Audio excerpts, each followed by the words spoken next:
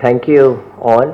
Good afternoon, and thanks for inviting me here. Well, we are a small company, I should say, not very small, not too big, but we've been around for 25 years in the business of medical devices, equipment, and specialty drugs. So I just have a small presentation because I was invited to give my view on the sunrise industry, that is the medical devices industry, which is actually a very nice word for it because the potential to grow in this business is just immense. I mean, there is just no stopping if anyone has any thought about getting into manufacturing. So I just thought I'll give a little bit of idea. I just have a small introduction to our company. We are set up about 25 years ago now, and we've been primarily a medical devices and equipment company which had to have a nationwide presence. So we've gone a little differently. We've never gone through a sub dealer network or a CNF network, and we've gone direct to hospitals. And today we have more than about 2,800 to 3,000 hospitals across the country where we work. That's our head office. Sorry, that's our head office. We employ about 850 people today because we are doing very heavy duty testing due to the COVID issues in the state of Kerala, Maharashtra, and that's the reason we have had to employ a lot of people. We are in the field of critical care, nephrology, we are into pain management and transplantation. Those are the four areas of interest to our company. That is just a small view. We are a private equity funded company. We've been growing 24% CAGR. We have presence in 20 states and 20 offices. I think that's about it that is required for this forum.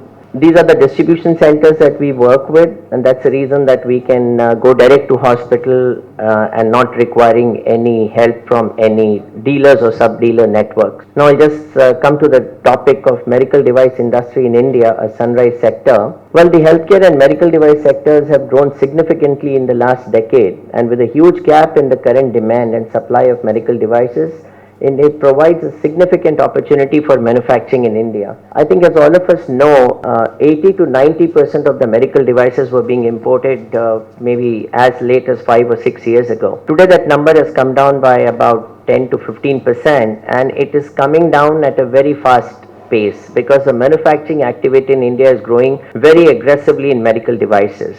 The devices are simple, small, not requiring too much of rocket science in it. It's just that nobody attempted it, and China, having come into the picture, has actually beaten the pricing so badly that even local manufacturing was not able to meet it.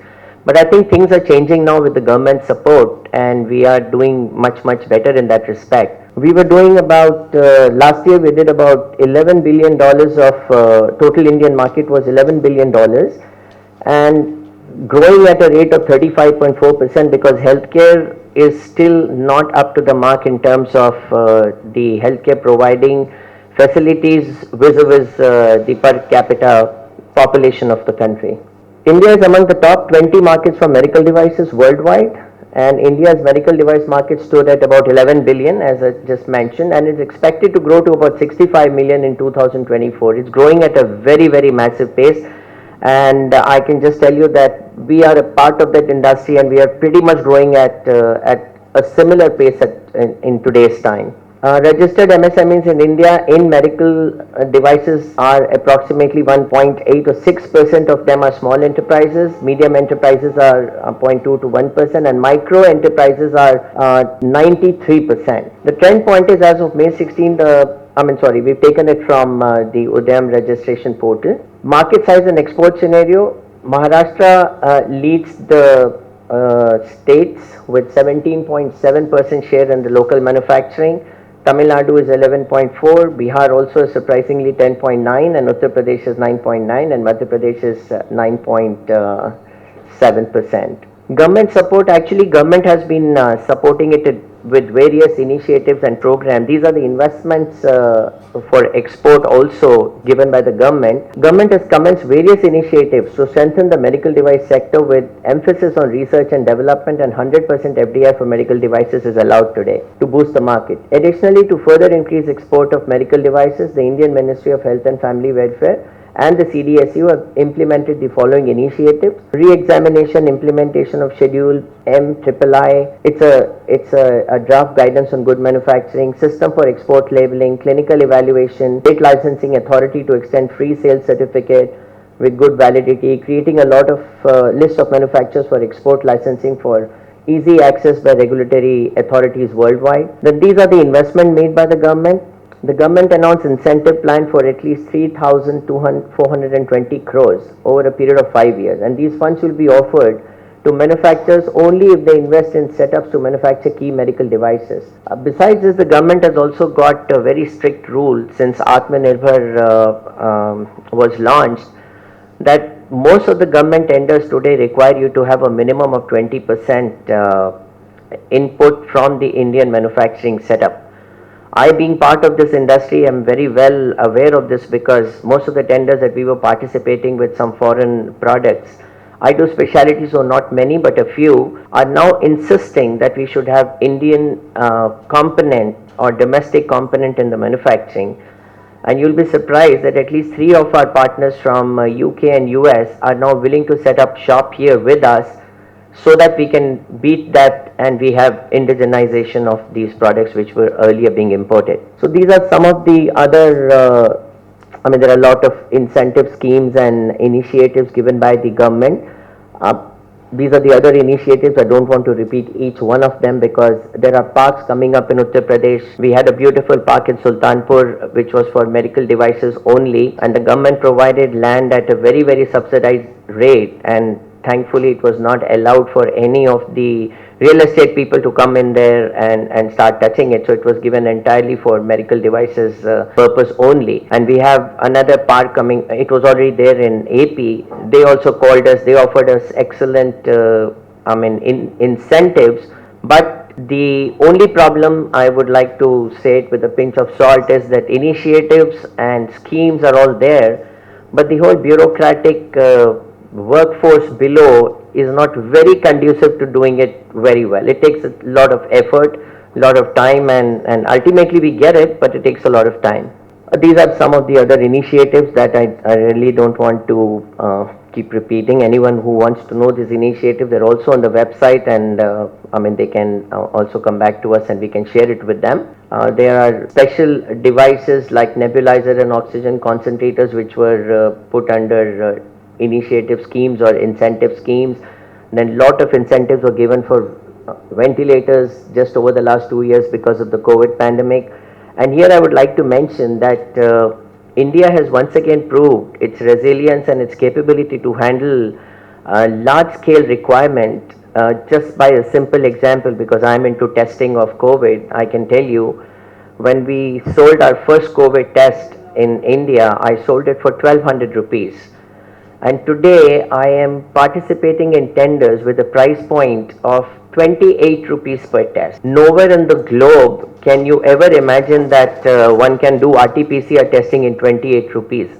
And this surprisingly comes from Thermo Fisher, one of the largest MNCs in the US, which in US is selling this test for not less than $25. I buy it from them at 40 rupees because I'm not buying in like 40-50 lakh tests. Any government that is taking 30-40 lakh tests is buying at 28 rupees, all made in a factory in Bangalore. Besides that, I'm buying product from a factory in Delhi which is selling it to me for 60 rupees. Extremely beautiful quality, no compromise at all. RNA extraction, which we bought first for 800 rupees, then it came to 400, came to 250. Today we are getting it at 60 rupees on an automated machine. Every American machine has got a kind of a generic made in India at 1/3, 1/4, 1/6 cost. All of them work beautifully. All are ICMR approved.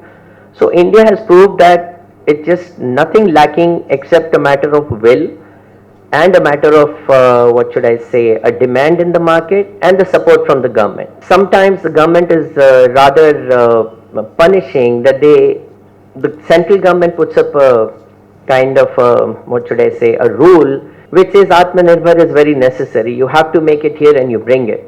And bang opposite, a couple of states would float a tender and give the highest preference to a Chinese company because he's L1. They forget the rules, they just bypass the rules and just go ahead and do whatever comes to their kind of mind. So that's some of these things are a little bit, I think it will take a little time, I guess, and it's a matter of time. For example, the MP tender was actually cancelled because the L1 was a Chinese product and they refused to take it. So some states are following up and some states are taking a little time, and I think it's a matter of time that we will be where we should be logically with our brain power, as Krishna Elder said in the morning, that we do export. And I have worked in many countries across the globe, and I think this is one of the most intelligent nations on earth. So it's just a matter of time that we will definitely beat most of the countries across the globe. Road ahead is rising number of medical facilities will boost the demand for the medical devices in the market. Various government initiatives such as production linked incentives, scheme for medical devices and establishing medical parks will definitely augment demand. Medical devices are highly attractive export area for US firms also. We do have a lab in the US and I know at what prices we buy stuff there. I mean, as a matter of fact, we buy an American company's machine from India and send it back to the US. I mean, it is so crazy there. So the cost advantages for us, even in the developed or the developing or the fully underdeveloped countries, is still huge because our costs are very low, our quality is very good most often. Opportunities in export, well, the Indian medical devices driven 75-80% imports from countries such as the US, China and Germany. India and Russia have set up a bilateral trade target of 30 billion by 2025 and trade is expected to grow, and the biggest opportunities there are for pharmaceutical and medical devices products. Then we have the medical devices virtual expo 21 will showcase Indian products and enable direct interaction between Indian suppliers and buyers from participating countries. 100% FDI is allowed today in the medical devices sector. The government announced this year to build medical parks in Uttar Pradesh. Telangana, of course, is already running, and AP is running. Maharashtra keeps calling. Gujarat is having another one. Tamil Nadu has a major share of medical devices. And in June 21, the Quality Council of India and the Association of Indian Manufacturers of Medical Devices launched the Indian Certification of Medical Devices 13485 Plus scheme to undertake verification of quality and give kind of an accreditation to your manufacturing processes. Well, it has attracted significant investments over the year. Foreign investments in the medical devices sector last year increased 98% year on year to 2196 crores as against 1108 crores in the last year. And FDI inflow in medical and surgical appliances sector stood at 2.19 billion between April 2000 and March. We ourselves are a private equity invested company, and let me assure you that out of all the 20 or 25 funds focused on healthcare, everyone wants only medical devices and distribution. Basically, the area itself is a very promising area. Quick recap of road ahead. Well, the demand is increasing, opportunities of export are really high, policy support by government is good. There are actually very few bottlenecks as far as the documentation is concerned or the rules and regulations are concerned. It's just the execution part needs a little more kind of push, but if the leadership is in the right direction, I'm sure down below also will fall in line and support the whole effort. And increasing investments are coming from across the globe. Well, we've gone through 20 slides of what I could mention, and I think let's make the 21st slide into a manufacturing plan, and that too especially in Telangana, because I think our government is one of the most promising and positive governments which has taken a lot of initiatives and would continue to do so, and look forward to having more plants in Hyderabad or in Telangana. Thank you very much.